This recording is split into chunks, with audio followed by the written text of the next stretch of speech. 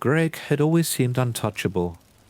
He was the type of guy who could talk a cop out of a ticket while drunk and half-conscious, then somehow get the same cop to drive him home. So, when his sister called me crying, struggling to get her words out, I thought something had happened to their mom. When she finally managed to speak, I had to ask her to repeat herself. It turned out that the police found Greg's body in his apartment after his boss called in a wellness check when he didn't show up to work for 2 days. The responding officers broke down the door and found him in the living room. They wouldn't let the family see the body. From what his sister had heard when she'd called the officers on break discussing the scene, his limbs were twisted, his spine curved like someone had wrung him out from both ends, and his eyes were gone. Whoever had done it was sadistic beyond belief. There was no forced entry, or weirdly enough, signs of a struggle. The case was being ruled as suspicious, but that just meant they didn't have a clue who was behind it. Despite having a wide net of friends, Greg's funeral was small. Only a few people made it in person. Jamie hugged me outside the church. Her eyes were red and her makeup had started to smear, but she still looked the same. Sharp, blunt, unapologetic.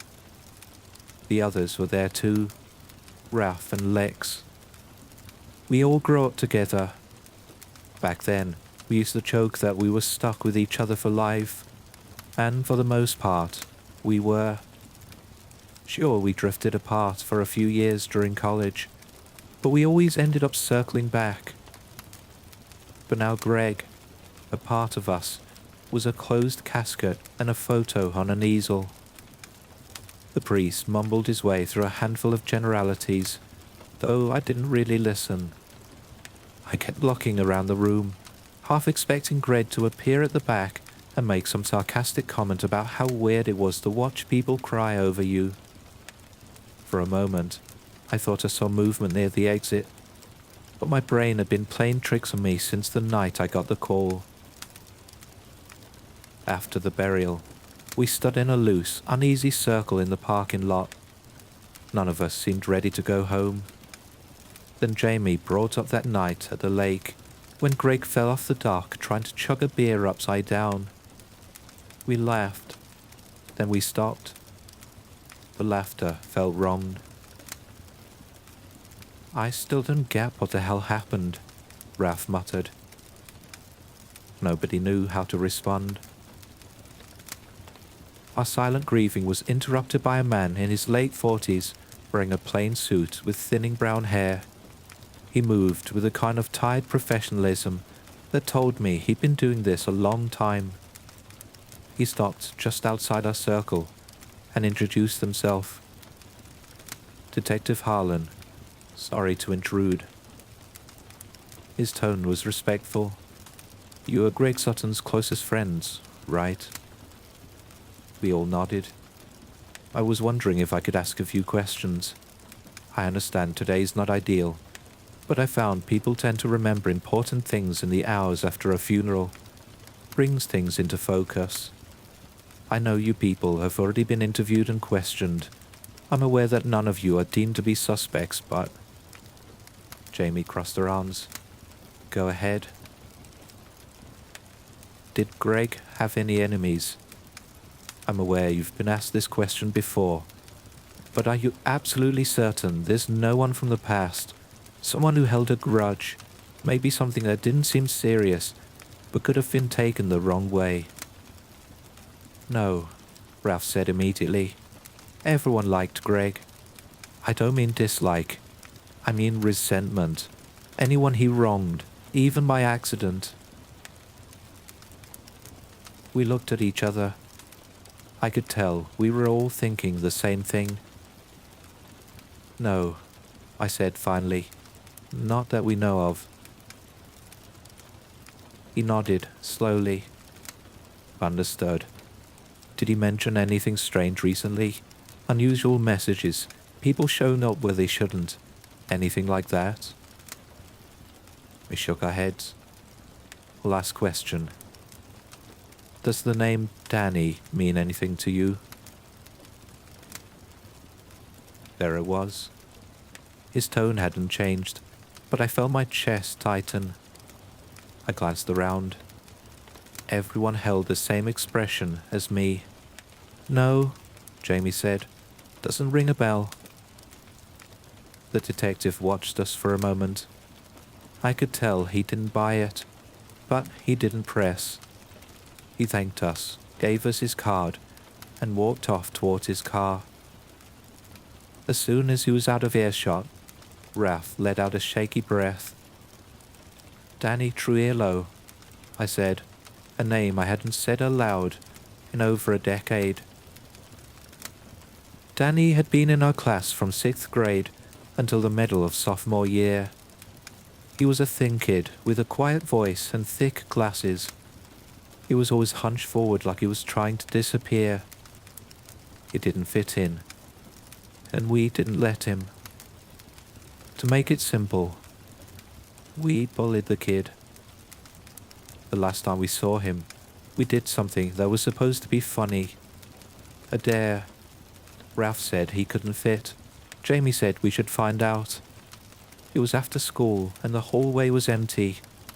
Greg blocked the nearest stairwell while I held the door.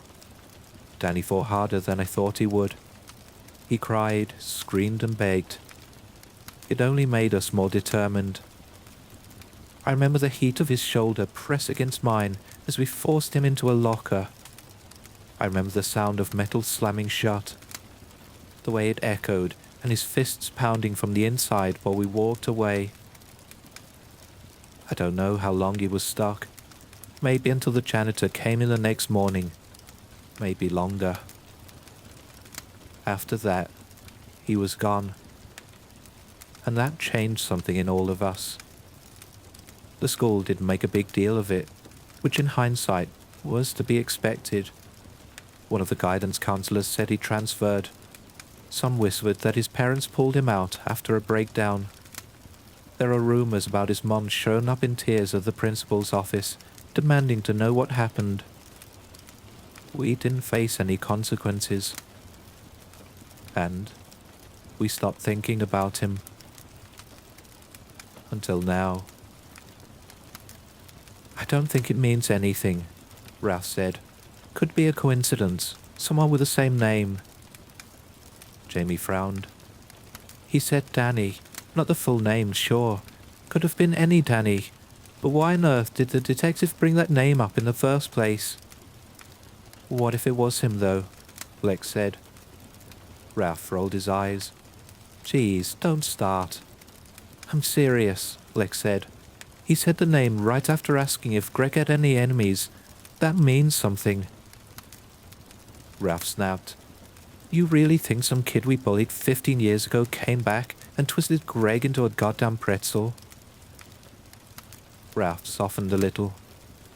We were bad, yeah, but we were kids. I don't feel good about it either, he continued, but that doesn't mean we jump to wild-ass theories. Greg's dead. That's horrible enough without spinning it into a revenge fantasy. We don't even know if Dan is alive. Jamie exhaled through his nose. Look, if it turns out something more is going on, we'll talk to the cops. Right now, we'd sound insane. You want us to bring up a kid we bullied 15 years ago in a murder case? I shook my head no. Exactly. We agreed not to bring it up again. We went home, each returning to our separate houses under the glow of streetlights and the silent orbit of patrol cars. I lay in bed for hours with the covers pulled up to my chin, staring at the ceiling and reminiscing. The next day, Raph and I were at his place, sitting on the couch with the television on, though neither of us was watching it. A game was playing, but the volume was low, yet neither of us had the energy for small talk. We hadn't seen Jamie since the funeral, and didn't talk about Greg anymore. Not because we were already moving on, but because we didn't know how to carry the weight of what happened. It sat between us like a third person in the room. We were speaking about some things, trying to crack the silence that loomed, when we were interrupted by an incoming call on Ralph's phone. His mum. He answered it on speaker. "Ralph," she said, and a voice cracked halfway through his name. "Something happened at Lex's apartment complex." He sat forward, slowly, eyes narrowing, already braced. What do you mean?" "Someone's dead," she said. "It's bad. Have you not seen the news? They said—" She couldn't finish. We both stared at the phone. Ralph asked for details. She didn't have many. He hung up without saying goodbye, then turned to me, pale and still. "We need to go check up on Lex." On the drive to Lex's place, Ralph drummed his fingers on the steering wheel the entire time, a nervous tic he'd had since middle school. By the time we pulled up to the complex, it was blocked off with police tape. Flashing lights turned the lot into a mess of colour and shadow. An officer out front was talking to a reporter. She asked if he was related to the Sutton case. The officer said they couldn't comment. The reporter kept pressing. She mentioned a name we weren't expecting to hear. Lex. We got back in the car without saying anything. We drove straight to the police station. Ralph ran 2 red lights. I didn't stop him. Our silence had turned heavy, and there was less shock and more fear now. We walked through the glass doors, and we met with the sound of voices, papers shuffling and phones ringing. The front desk officer looked up, recognized us somehow, and nodded us through without much hassle. Jamie was already there. She sat in one of the waiting chairs near the front, arms folded, foot tapping. Her hair was tied back in a loose bun, and looked like she hadn't slept. Her face went stiff when she saw us. "I heard already," she said. "Did you?" Ralph nodded. "Yeah." "I wanted to contact you guys, but I was in such a rush to get to the police station. I was so scared after finding out Jamie stood and walked down the hall with us. "I already told them we need to talk to Detective Harlan. He's in a meeting." "This wasn't a coincidence," I said, and I hated how thin my voice sounded. "This person is clearly targeting our group." "Danny," Jamie said, biting down on the word. "You think it's him?" "I don't know who else it could be." We waited. Eventually, Harlan came out of a side hallway. His eyes moved across the 3 of us before settling. He didn't look surprised. He waved us into a back room without a word. Once the door shut, Jamie spoke first. "We lied to you about Danny." The detective nodded slowly. "I figured." Ralph stepped forward. "We knew him a long time ago. We went to school together. His name is Danny Trujillo." "What happened?" "We bullied him," I said. "Hard. It wasn't teasing. It was full-on cruelty. We pushed him out of that school, maybe out of his mind. We locked him in a locker and left him overnight. Then, he was gone." The detective took a breath and rubbed his jaw. "You didn't mention that?" "No," Jamie said. "Because, well, we didn't want to bring him up. We thought we were all being weirdo conspiracy theorists. You think he's doing this after all these years?" "He was the last person we ever hurt," I said. "Danny going away changed us. We felt guilty." He looked at the table, then back at us. "We've had that name at both scenes. Danny. No other traces or clues. Whoever did it definitely knew Greg, and now Lex. If you're saying this person might be Danny Trujillo, then that gives me something to go on." We'll start pulling records and see what we can dig up. If you think you're targets, I'll make sure patrols stay in your area in case this person comes back." "Find him," Ralph said. "Please." After we left the station, I couldn't sleep. I kept picturing my dead friends. I waited until morning and then started calling around. Our high school secretary remembered me. She didn't remember Danny, not until I gave her his last name. I lied and told her it was for an old alumni project. She gave me the principal's name from that year and said he'd retired, but might still have some information on him. I contacted Raft and Jamie about it, and we all tried getting as much information as we could. Later that day, Jamie sent a message in the group chat, and she told us she drove to the local records office. She had a hard time, but apparently she managed to get something. Danny's parents were found dead in their home less than a week after he moved. Both bodies showed signs of massive internal trauma, blunt force and tearing. No weapon was recovered, and no one was arrested. The case was marked undetermined and closed after 8 weeks. The report was cold and clinical. He was relocated to a state facility, new residence sealed per court order. That was it. There was no trace of him after that. It was as if he disappeared completely. I stared at a block of text on my phone. My hands were shaking, but I didn't notice until my phone started to slip from my grip. I used to think guilt was something you felt in moments, right after something happened, or when someone confronted you about it. But it wasn't like that. It spread. It pushed into your ribs and your spine and made it hard to breathe. I knew what we did to him was cruel.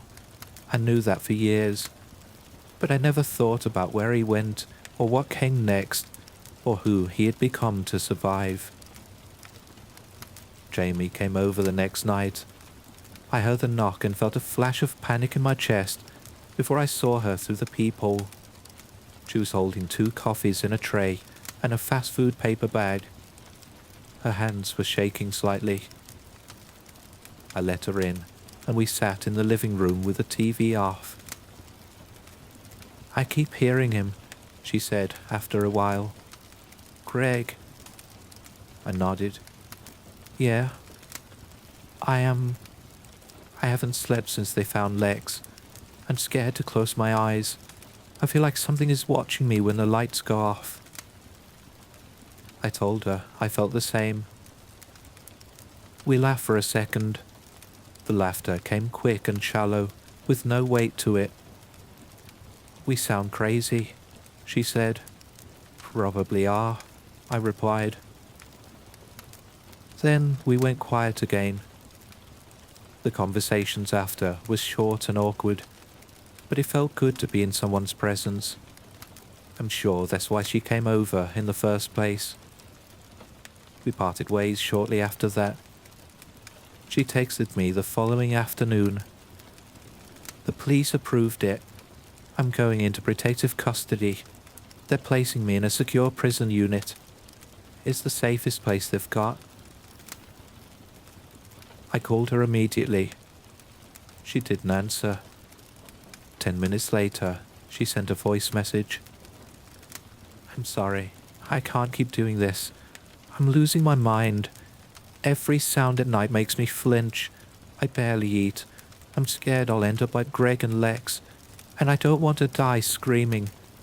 This place is safe and you guys should probably do the same."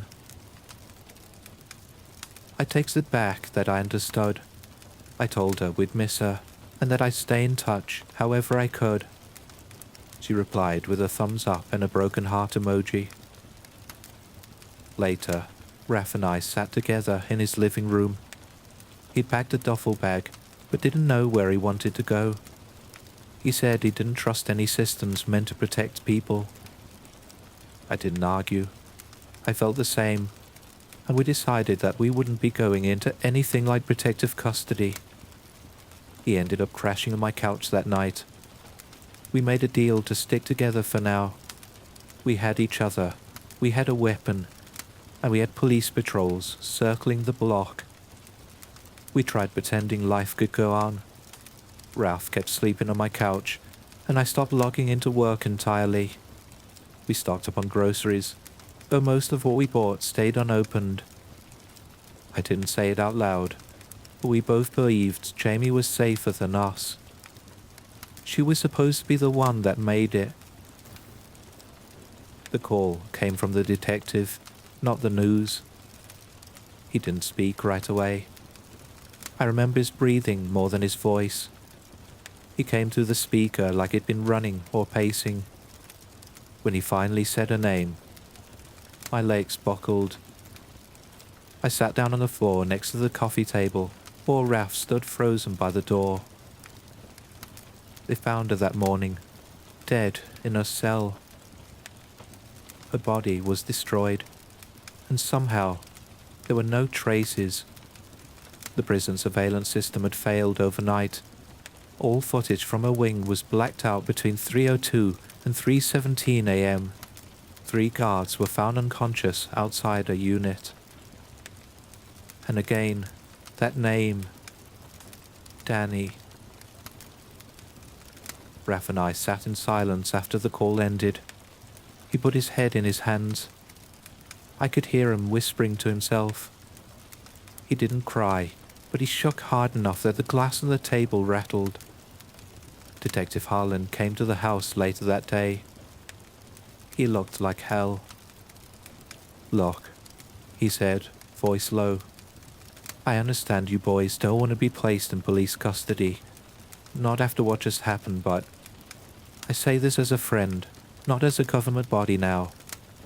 Pack your things and get the hell out of here." We didn't reply, but he continued.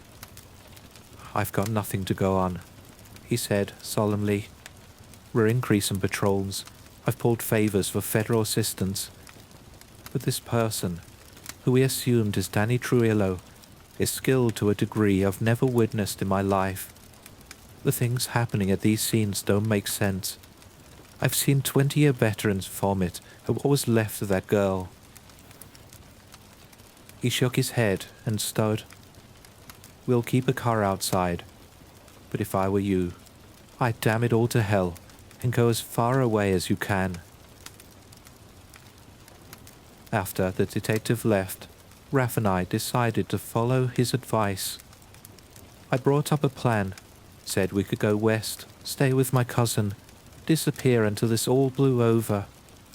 We wanted this case solved, we truly did. But we were too scared. Raph said going west would still mean being close. Jamie was in a maximum security location, and Danny somehow got to her. We packed our things, decided we'd start the following morning, drove until we reached the coast, and then decided from there. I woke to the sound of something pounding that night. It took a few seconds to understand what I was hearing. My mind was still fogged with sleep. I sat up and reached for the gun instinctively. I'd replayed what-if situations hundreds of times in my mind already. The pounding came again. 3 dull thuds, somewhere on the other side of the house. I called out to Raph. No answer. I moved toward the hallway, keeping the gun raised. I tried not to think about why the air smelled sour. I tried not to think at all. "Raph," I whispered. Still nothing. I reached the door to the guest room and stood outside it. I could hear something moving on the other side. A wet dragging sound, like wet meat pulled across the wood floor. My fingers closed around the doorknob. I turned it and pushed. The door opened slowly, hinges creaking loudly. The smell hit me first, rot and bile. The room was dim, The blackout curtains kept most of the light out, but there was enough from the hallway to make out shapes. Ralph was on the bed, or what was left of him. His body was bent in half, his spine cracked backward. One arm had been torn, cleaned off, and tossed against the wall. His jaw hung open from one hinge, the tongue swaying beneath it. It, on the other hand, was hunched over him. The creature locked up when I stepped inside. Its skin was tight and grey, pulled so thin I could see every bone beneath it. Sores ran up its back and neck, leaking a dark yellow fluid that clung in thick strings. Its arms were long, ending in hands that dragged down to the floor, each finger tipped in what looked more like bone than claw. Its chest heaved with uneven, wet breaths. It didn't move. I raised the gun and emptied the clip into its torso. Each shot hit, but it didn't fall, or seem phased at all. It stepped toward me, but the bullets had annoyed it. I turned and bolted down the hallway. Behind me, the door exploded. I felt pieces of it bounce off my back. The thing was moving faster now. I could hear its feet slapping the floor. I reached the bedroom, slammed the door, and locked it. I grabbed the dresser and pushed it in front of the frame, then the bookshelf. My breath came too fast. My chest clamped down in waves. I could barely see straight. I dialed 911, but before the operator could even pick up, glass burst behind me in an eruption of sound and wind. It came in all at once, the window imploding inward, spraying shards across the room. Hands grabbed me from behind. One clamped round my wrist, the other gripped my shoulder. The next thing I knew, my feet were off the floor, and a voice was barking into my ear. Move. He dragged me through the broken window frame, and I hit the lawn hard. My shoulder slammed into the dirt. I rolled, tasting blood in the back of my throat. Behind us, the bedroom door cracked open. Get up, the man said. He pulled me again. We ran through the yard, past the collapsed garden bed, over the gravel path that tore at my soles. My legs moved on instinct, powered by nothing but fear. I didn't even know what was going on anymore. There was a car parked 2 houses down. We got to it, and the man yanked the door open and shoved me inside before climbing in after me. He started the engine without hesitation. It sputtered and groaned, but it roared to life. We peeled away from the curb. I turned to the man behind the wheel, heart pounding. What the hell was that thing? I asked. And who even are you? He looked over at me, slowly. His face was worn down to the bone. Deep creases were carved across his cheeks and forehead. His eyes, darker than I remembered anyone's eyes being, watched me for a second longer than felt comfortable. It's me, Danny, he said. My mind refused to process what he just told me. This man couldn't be the same kid we stuffed into a locker. This man looked like he'd walked through deserts and lived in parking garages. His beard was wild, patchy around the jawline, thick in the middle. His voice carried gravel in every word. You're Danny Trujillo. He nodded. Before I could respond, he spoke again. I just want to say, I forgave you, he said, a long time ago. I wanted to speak, but I let him continue. I used to lie awake every night, he said, back when I lived at home. I used to pray to anything that might have been listening. God, demons, shadows on the ceiling. I didn't care what it was. I just begged for something to take them all away. Everyone who hurt me. My parents, the kids at school, anyone who made me feel smaller than dirt. His hands tightened on the steering wheel.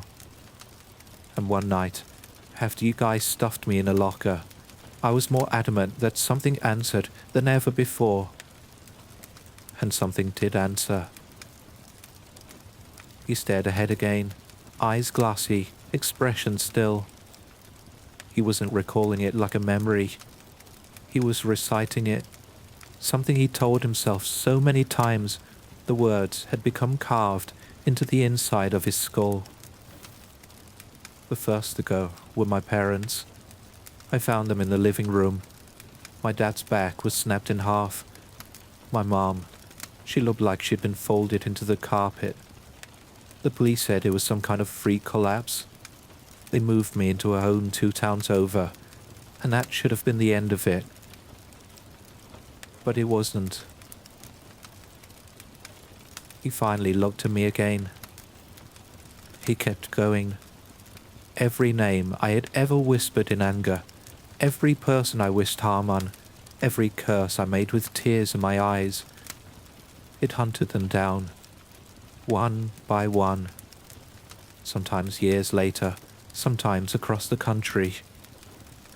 His voice dropped lower. You were the last, because you were far. That's it. You lived too far, and it took time. I didn't know what to say. I didn't know it would last this long. He said, I thought it would burn out or turn on me. I tried to keep ahead of it. I really did. I moved every 6 months. I tried attacking it. And every solution you could think of, I've probably tried it. It didn't help. I'm sorry about Greg. I'm sorry about Lex, Jamie, Raph. I tried my best.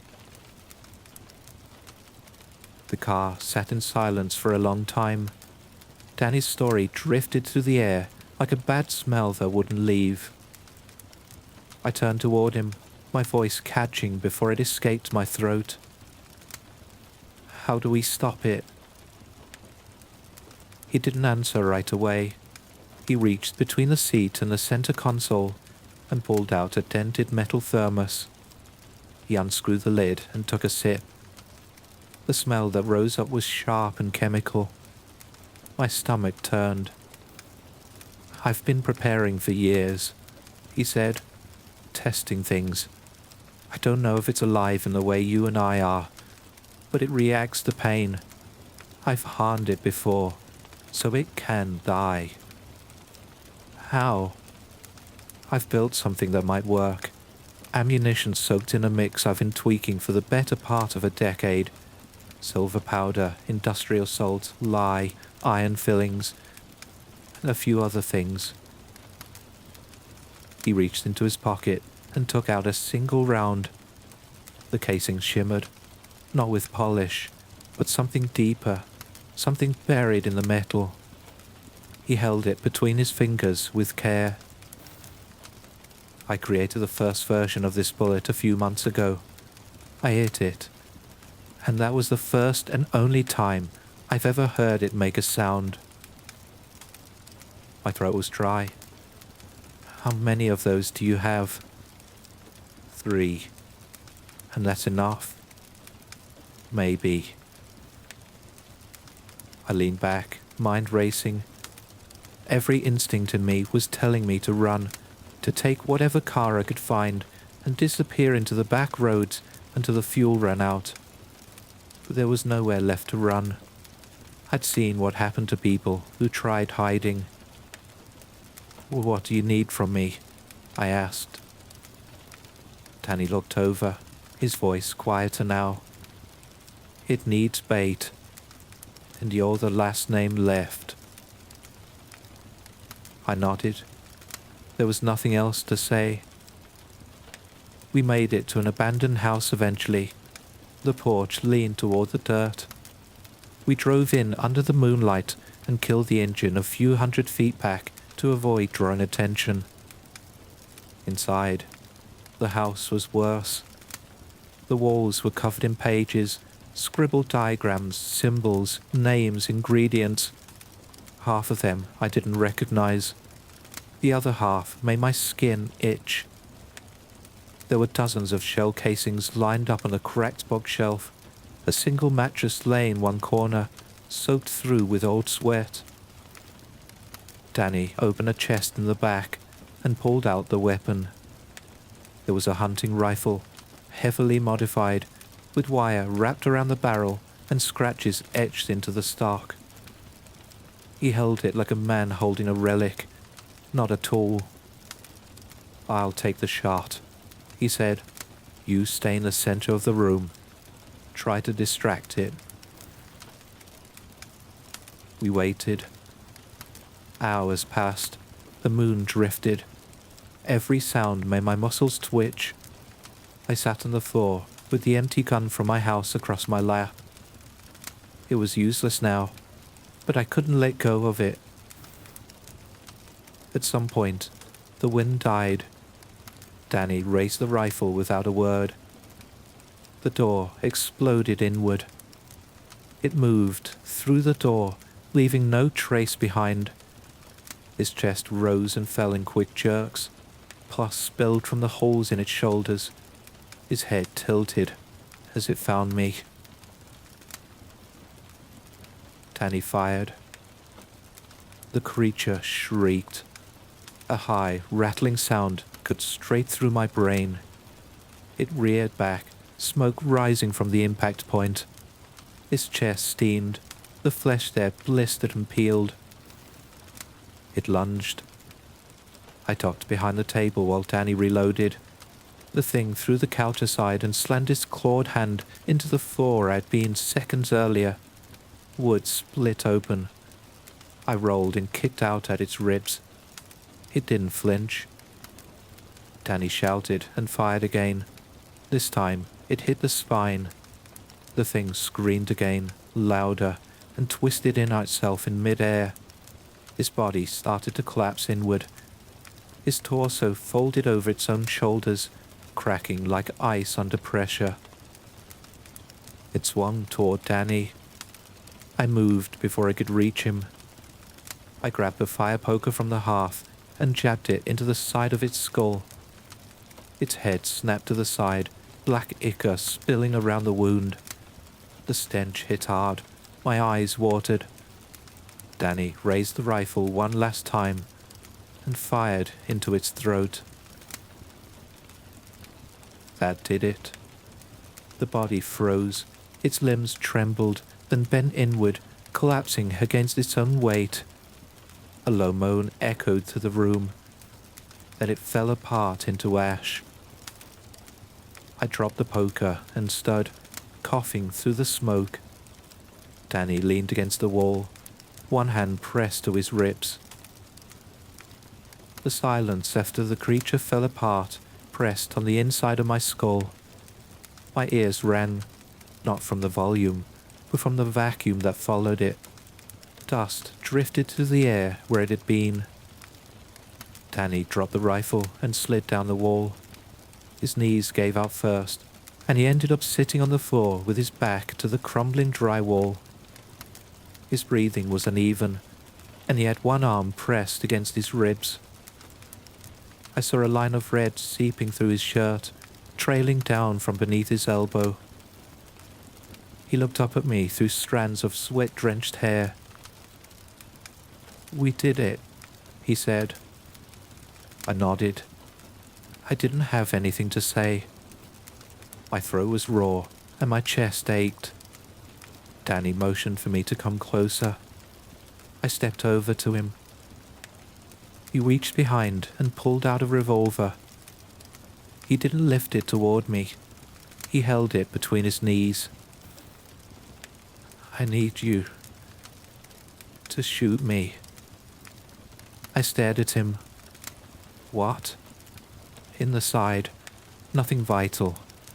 Enough to look real." I took a step back. Why would I do that?